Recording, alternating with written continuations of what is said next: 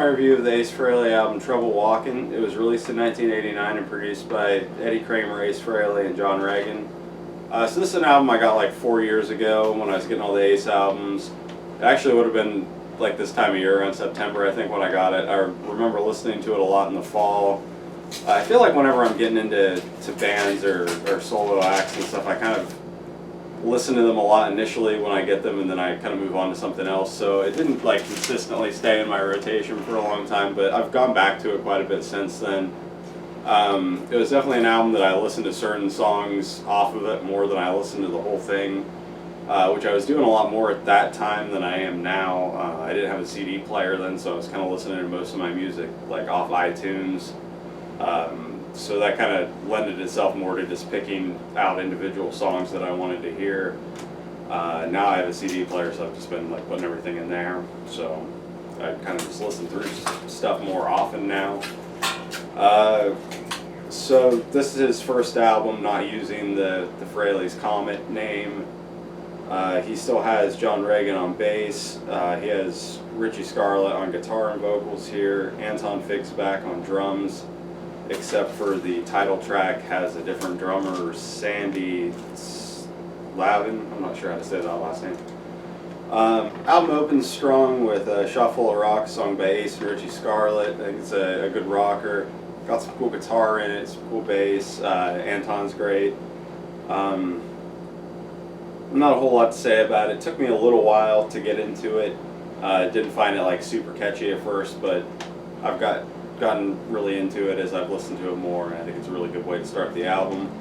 The second track, Do Ya, is a cover by, I'm like familiar with the ELO version of it. I think The Move did that, or did it first maybe, but I think they're kind of like ELO before ELO was ELO. I don't know, I'm not really familiar with a whole lot about either of those bands. I have like 3 ELO albums that I like. But I haven't like gotten into their whole catalog or their history or anything yet. As far as the song, this version goes, I think it's kind of a strange choice for a cover for Ace to do. It's kind of like more poppy than the stuff that he normally does, and I don't know how like suited to his vocal style that it is, even though I like bits of his vocal on here. There are points where it's kind of like, this isn't really so suited to Ace. I do think it kind of like, I don't know, I'm kind of torn on this track because in some ways I kind of like it, in other ways I'm like, it doesn't really fit on the album that well, and I think it kind of like interrupts the flow of the album a little bit for me. It just kind of seems a little bit out of place on here, so in some ways it's kind of my least favorite track on here, in other ways I'm like, I kind of like it. So a little bit torn on the second track. Next is 5 Card Stud, this by Ace and Mark Ferrari, I think. Terrible with last names. This one I like a lot. It's kind of tied for my favorite song on the album, maybe. Just think it's got some cool guitar in it, cool riff. Ace gives a pretty good vocal. It's a catchy song. It's about cards. I like cards, so yeah, pretty good song. Fourth track, Hide Your Heart by Paul Stanley, Desmond Child, and Holly Knight. This one also on the Kiss album, Haunt in the Shade. I believe they're from the same year. So yeah, this song, I think you can't help but compare it to the Kiss version. I think that version's probably better just because of Paul's vocal, because this song is a little bit, I think, more like involved than Ace can really get with his singing. Not that I dislike all of his vocal on here, it's just that there are some points where it's like, wow, Ace, maybe you shouldn't have tried that. But yeah, I don't know, it's, the song itself, I mean, it's a catchy song, I can't really like deny that. I think it's a little bit cheesy, with, like, I don't know, the Johnny and Tito and all that stuff. It's a cheesy song kind of, but it is catchy. So it's not a song I hate, not a song I really love or anything, but I do kind of enjoy it when it's on because it's catchy. I think Ace's version is a little bit less cheesy than the Kiss version just because it has Ace singing it and it is a little more, I don't know, I just feel like maybe, it's been a while since I've listened to the Kiss version, but I don't know, just the Ace version's a little less cheesy. I like what they're doing instrumentally with it. But I do think the Kiss version's probably better just for the Paul vocal. But not my favorite song on here, but it's fine. The fifth track, Lost in Limbo, sung by Ace and Richie Scarlett. This one, another cool rocker. It's got some cool guitar that I like. Took me a little while to get into this one. It's got the chorus kind of is weird, but the more I listen to it, the more I like it and the more it works.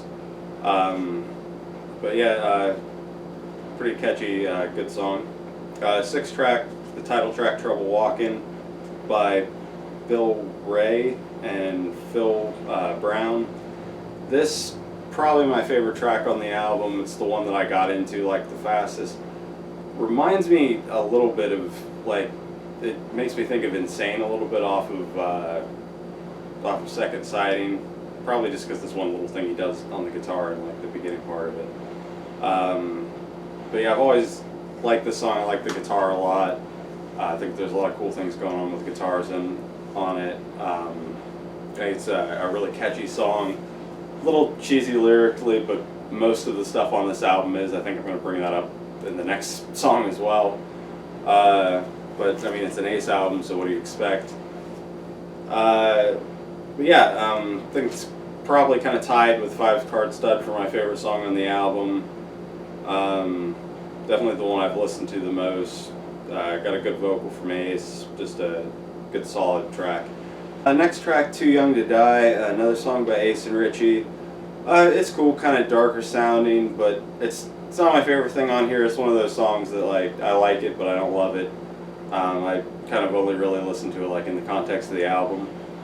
The eighth track, Back to School, by Ace and John Reagan. This one, another one, the lyrics are kind of, I find them kind of dumb, but at the same time, I think the song's really catchy. I like the guitar solo. I like the background vocals. Pretty good song, just a little cheesy. Ninth track, Remember Me. This one, I assume it's like a fake live track. It sounds like it's kind of like live, but it sounds like one of those things where they're just trying to make it sound live. But I like this one. It's kind of like a blues rock type song. I think Ace has a good vocal on it. I think it's got some cool guitar parts on it. It's pretty catchy. So yeah, that one I like a lot. And then the 10th and closing track, Fractured 3, is an instrumental by Ace and John Reagan. And like I said before, I'm not the biggest into the Fractured instrumentals. This one, I would say I like this one probably more than most of them because it's more like electric, and I find that a little more interesting than like the acoustic stuff. But still not my favorite like type thing, these instrumentals. I probably like the 8 chord and spinning a little bit more just because that one I find funny with all the extra stuff thrown in. But this one's, it's fine. It's a decent way to end the album. So yeah, Ace Frehley, Trouble Walkin'. Pretty strong solo album for Ace. I think that it might be like consistently the best one of the 3 that I've reviewed so far. It's just like, I think maybe one song on here that I'm kind of like, that doesn't really fit, which is the cover of Dewey, and it's not even that I think it's bad, I think that it just kind of sounds weird on here and kind of out of place. But yeah, solid album, pretty much all the way through. If you're into Ace, definitely check it out.